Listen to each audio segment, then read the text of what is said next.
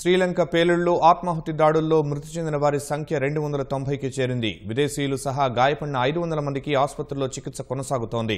ఈ దారుణ మారణ హోమానికి పాల్పడిన వారంతా తమ దేశస్థులేనన్న శ్రీలంక ప్రభుత్వం ముష్కరవేట ప్రారంభించింది. మొత్తం 24 మంది అనుమానితులను అదుపులోకి తీసుకున్న పోలీసులు వివిధ కోణాల్లో వారిని ప్రశ్నిస్తున్నారు.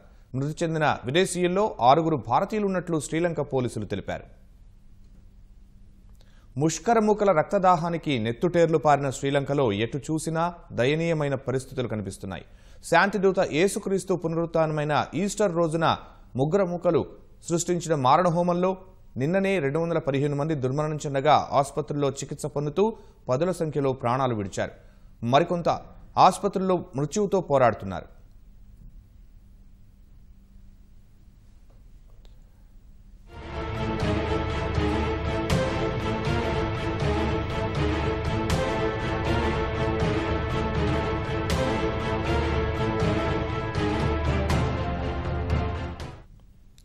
పేలుళ్ల నేపథ్యంలో వెంటనే సామాజిక మాధ్యమాలపై ఆంక్షలు విధించిన ప్రభుత్వం నిన్న విధించిన కర్ఫ్యూను ఇవాళ ఉదయం ఎత్తివేసింది.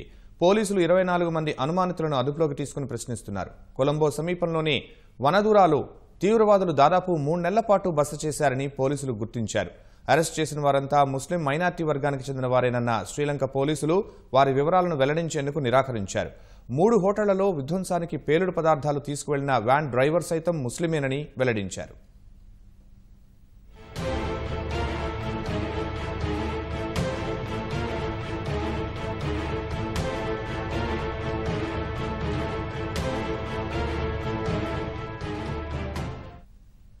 స్థానిక కాలమానం ప్రకారం ఆదివారం ఉదయం 8:45 సమయంలో కొలంబోలోని ప్రఖ్యాత సెయింట్ ఆంథోనీ చర్చ్, పశ్చిమ తీర పట్టణం నెగోంబోలోని సెయింట్ సెబాస్టియన్ చర్చ్, తూర్పు పట్టణమైన బటికవాలోని చర్చిలో ఏకకాలంలో పేలుడు చోటు చేసుకున్నాయి.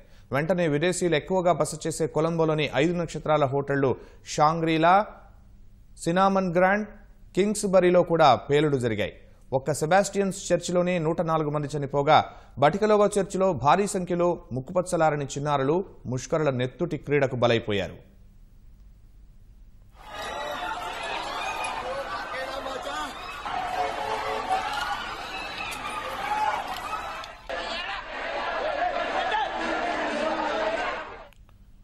శ్రీలంకలో ఆదివారం మొత్తం 8 బాంబు దాడులు జరగ్గా వీటిలో మానవ బాంబు దాడులు కూడా ఉన్నట్లు అధికారులు తెలిపారు. ఈ దాడుల్లో మృతి చెందిన విదేశీయుల్లో 6 భారతీయులు కూడా ఉన్నట్లు శ్రీలంక పోలీసుల ప్రతినిధి రువాన్ గుణశేఖర్ తెలిపారు.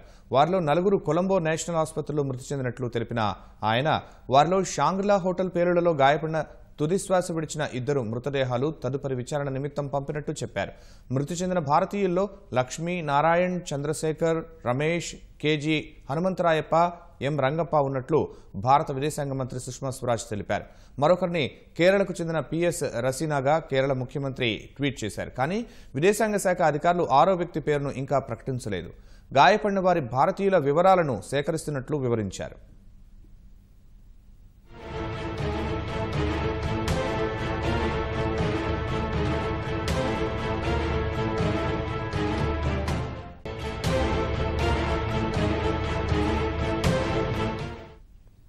మరోవైపు శ్రీలంకలో బాంబు పేలుళ్ల తర్వాత కర్ణాటకకు చెందిన 7 ఆచూకీ దొరకడం లేదు. ఈ నెల 20న శ్రీలంక వెళ్లిన జేడీఎస్కు చెందిన 7 నేతల వివరాలు తెలియడం లేదు. కాంగ్రెస్ నేత వీరప్ప మొయిలీ తరపున ఎన్నికల ప్రచారం చేసిన వారు ఆ తర్వాత శ్రీలంక వెళ్లినట్లు తెలిసింది. వారి కుటుంబ సభ్యులు, బంధువులు ఆందోళన వ్యక్తం చేస్తున్నారు. వారిలో 2 మృతి చెందినట్లు విదేశాంగ మంత్రి ప్రకటించారు. హనుమంతరాయప్ప, ఎం రంగప్ప మృతి చెందినట్లు ఇవాళ సుష్మా స్వరాజ్ ప్రకటించారు.